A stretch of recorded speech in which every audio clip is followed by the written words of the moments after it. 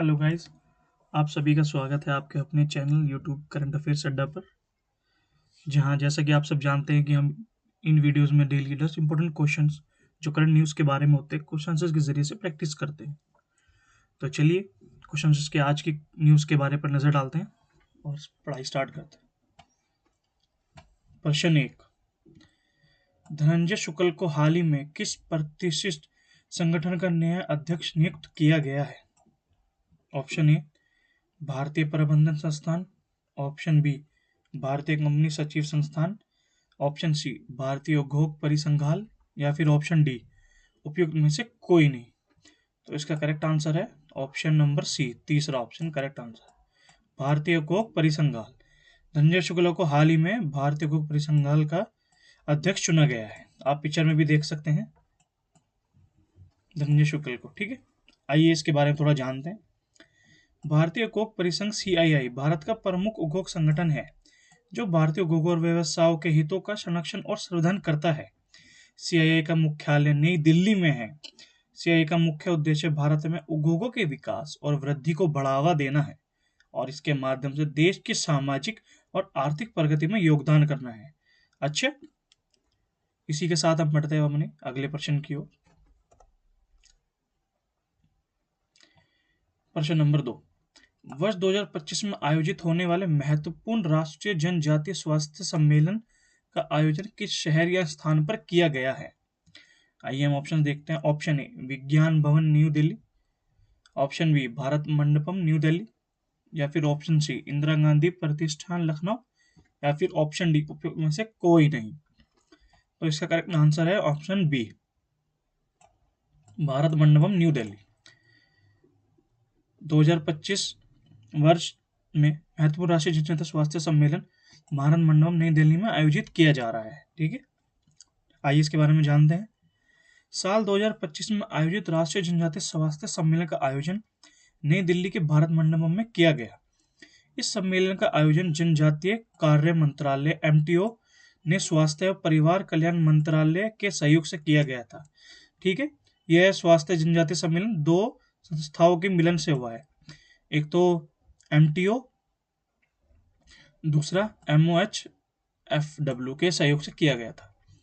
इस सम्मेलन का मकसद भारत के जनजातीय समुदायों की व्यवस्था और कल्याण से जुड़ी चुनौतियों को दूर करना था। जनजातीय समुदायों को स्वास्थ्य सेवाओं में कई चुनौतियों का सामना करना पड़ता है। इनमें भौगोलिक अलगाव, सामाजिक आर्थिक कमजोरी और सांस्कृतिक आधारित परंपराएं भी शामिल है। ठीक है गाइस, इसी के साथ हम बढ़ते हैं अपने अगले प्रश्न की ओर। प्रश्न नंबर 3, लॉस एंजलिस में किस प्रतिष्ठित स्थल को बढ़ती हुई जंगल की आग से खतरा हुआ जिससे सनसेट बुलेवर्ड पर भारी नुकसान हुआ? आइए हम जानते हैं। Option A, Hollywood sign. जैसे कि आप लोग अब जानते हैं कि अभी लॉस एंजलिस में वाइल्ड फायर आग लगी हुई है बहुत, तो उसी में नुकसान हो गया, तो उसी में जानते हैं। Option A, Hollywood sign. Option B, the Getty centre.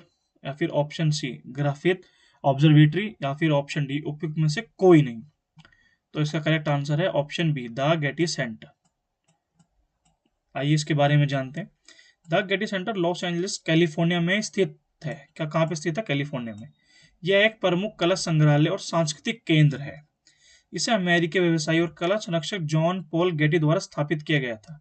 किसके द्वारा स्थापित किया गया था? जॉन पॉल गेटी के द्वारा। ठीक है, यह संग्रहालय कला इतिहास और संस्कृति का एक महत्वपूर्ण स्थल है जिसमें पेंटिंग, स्कल्पचर, म्यूजिक और इतिहास का महत्वपूर्ण कृतियां शामिल है। ठीक है, 1997 में गेटी सेंटर ने अपनी नई जगह पर कार्य शुरू किया। यह विशाल संग्रहालय अपने वास्तुशिल्प और डिजाइन के लिए प्रसिद्ध है। इसके डिजाइन को रिचर्ड मेयर द्वारा तैयार किया गया था और यहाँ के बगीचे, संरचनाएं और किले जैसे भवन कला और प्रकृति के एक सुंदर मिश्रण का प्रतिनिधित्व करते हैं। ठीक है गाइस, आइए इसी के साथ हम बढ़ते हैं अपने अगले प्रश्न की ओर। प्रश्न नंबर 4, 2025 IHF पुरुष हैंडबॉल विश्व चैंपियनशिप का आयोजन कौन से देश में होने जा रहा है? आइए ऑप्शंस पर नजर डालते हैं। Option A, France. Option B, Germany. Option C, Croatia. या फिर ऑप्शन डी, उपयुक्त में से कोई नहीं। तो मैं बता दूं, 2025 IHF पुरुष हैंडबॉल विश्व चैंपियनशिप क्रोएशिया देश में आयोजित होने जा रही है। ऑप्शन सी हमारा करेक्ट आंसर है। ठीक है, आइए इसके बारे में जानते हैं। 2025 IHF पुरुष हैंडबॉल विश्व चैंपियनशिप का आयोजन क्रोएशिया में होने जा रहा है। यह विश्व हैंडबॉल चैंपियनशिप अंतर्राष्ट्रीय हैंडबॉल महासंघ IHF द्वारा आयोजित की जाती है। यह चैंपियनशिप किसके द्वारा आयोजित की जाती है? IHF के द्वारा आयोजित की जाती है और यह विश्व स्तर पर सबसे प्रतिष्ठित हैंडबॉल टूर्नामेंटों में से एक भी है। IHF पुरुष हैंडबॉल विश्व चैंपियनशिप का आयोजन हर 2 साल में किया जाता है। पिछले कुछ वर्षों में यह टूर्नामेंट जर्मनी, फ्रांस और डेनमार्क जैसे देशों में आयोजित हुआ। ठीक है गाइस, उम्मीद है आपको क्वेश्चन समझ में आया होगा। अब हम बढ़ते हैं अपने अगले प्रश्न की ओर। प्रश्न नंबर 5। हाल ही में 2025 के सुभाष चंद्र आपदा प्रबंधन पुरस्कार से किस प्रमुख संस्था को उनके उत्कृष्ट आपदा प्रबंधन कार्य के लिए सम्मानित किया गया? आइए ऑप्शन देखते हैं। Option A DRDO, option B भारतीय राष्ट्रीय महासागर सूचना सेवा केंद्र, ऑप्शन सी NDRF या फिर ऑप्शन डी उपयुक्त में से कोई नहीं। तो हाल ही में सुभाष चंद्र आपदा प्रबंधक पुरस्कार भारतीय राष्ट्रीय महासागर सूचना सेवा केंद्र को संस्था को दिया गया है। ठीक है, आइए इनके बारे में जानते हैं। भारतीय राष्ट्रीय महासागर सूचना सेवा केंद्र, जिसको हम INCOIS भी कहते हैं, को साल 2025 का सुभाष चंद्र बोस आपदा प्रबंधन पुरस्कार मिला है। यह पुरस्कार क्यों दिया गया है? यह पुरस्कार संस्थागत श्रेणी में दिया गया है। यह पुरस्कार हर साल नेताजी सुभाष चंद्र बोस की जयंती पर दिया जाता है। इस पुरस्कार के तहत संस्थाओं को 51 लाख रुपए और व्यक्तियों को 5 लाख रुपए दिए जाते हैं। INCOIS, Indian national centre for ocean information services, इसकी स्थापना कब हुई थी? इसकी स्थापना हुई थी 1999 में। 1999 साल को जरूर याद रखिएगा। में हैदराबाद में की गई थी। कहां पे की गई थी? हैदराबाद में की गई थी। यह केंद्र महासागर से जुड़ी आपदाओं जैसे सुनामी और चक्रवात से निपटने में माहिर है और भारतीय समुद्र तटों की सुरक्षा के लिए महत्वपूर्ण कार्य करता है। INCOIS भारतीय सुनामी पूर्व चेतावनी केंद्र ITF का संचालन करता है, जो सुनामी जैसी आपदाओं से पहले चेतावनी प्रदान करता है। इस संस्था का क्या काम होता है? यह समुद्र में जो सुनामी आती है, तूफान आते हैं, तो उससे हमें पहले ही इंफॉर्मेशन देता है ताकि हम पहले से ही अपनी सुरक्षा को बढ़ा सकें। ठीक है, इसी के साथ हम बढ़ते हैं अपने अगले प्रश्न की ओर। प्रश्न नंबर 6। कौन सी बीमारी को अफ्रीका में एक प्रमुख स्वास्थ्य समस्या के रूप में पहचाना गया है, जिसके कारण विश्व स्वास्थ्य संगठन ने 2025 में एक आपातकालीन चेतावनी जारी की है? विश्व स्वास्थ्य संगठन है हमारी WHO, वर्ल्ड हेल्थ ऑर्गेनाइजेशन। आइए हम ऑप्शन पर नजर डालते हैं। Option A swine flu virus, option B corona virus, option C Ebola virus या फिर ऑप्शन डी उपयुक्त में से कोई नहीं। तो इसका करेक्ट आंसर है इबोला वायरस।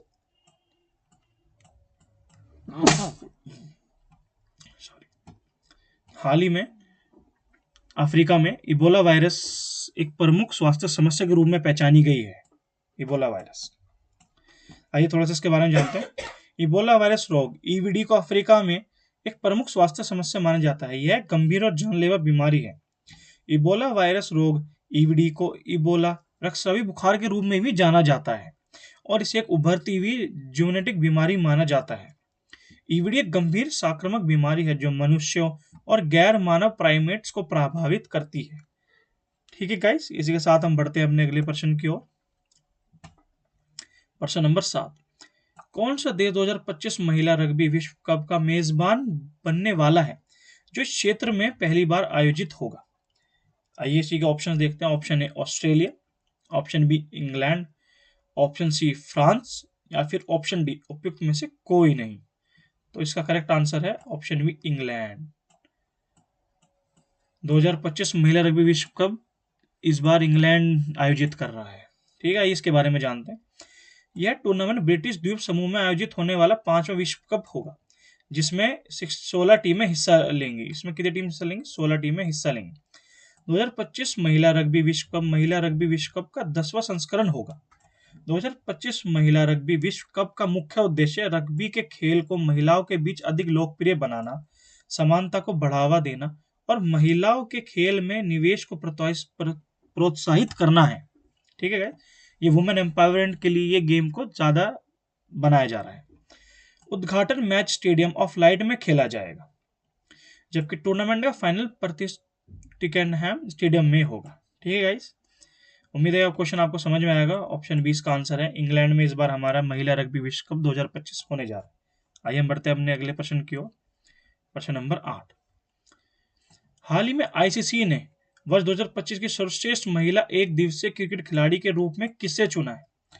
ऑप्शन है मिताली राज, option B Smriti Mandhana, option C Harmanpreet Kaur, या फिर ऑप्शन डी उपयुक्त में से कोई नहीं। तो मैं बता दूं इसका करेक्ट आंसर है Smriti Mandhana, option number B. हाल ही में आईसीसी ने उन्हें सर्वश्रेष्ठ महिला एक दिवसीय क्रिकेट के खिलाड़ी के रूप में चुना है। आप देख सकते हैं तस्वीर उनकी, वुमेन ऑफ द ईयर। आइए इसके बारे में जानते हैं। स्मृति मंधाना बनी साल की सर्वश्रेष्ठ महिला वनडे क्रिकेटर। भारतीय महिला क्रिकेट टीम की उप कप्तान स्मृति मंधाना आईसीसी की साल की सर्वश्रेष्ठ महिला वनडे क्रिकेटर चुनी गई हैं। स्मृति मंधाना का जन्म 18 जुलाई 1996 को महाराष्ट्र के पुणे में हुआ था।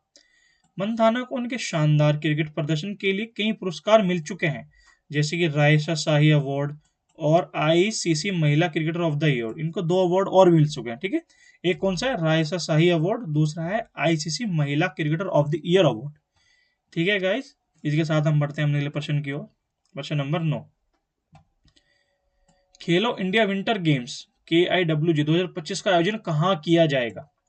आइए ऑप्शंस पर नजर डालते हैं। ऑप्शन ए लद्दाख और Jammu Kashmir, option B Himachal Pradesh, option C Uttarakhand, या फिर ऑप्शन डी उपयुक्त में से कोई नहीं।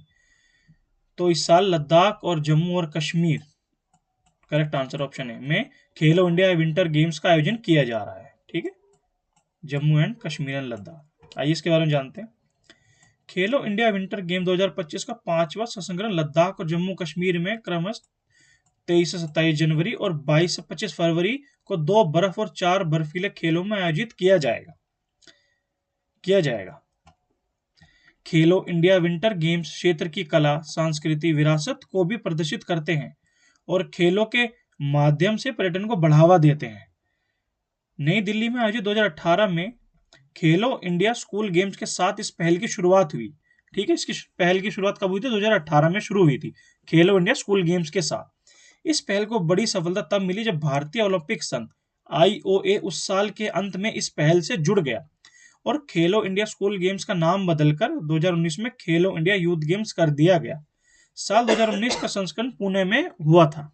ठीक है गाइस, इस बार खेलो इंडिया विंटर गेम्स कहां पर हो रहे हैं? लद्दाख और जम्मू कश्मीर में आयोजित किए जाएंगे।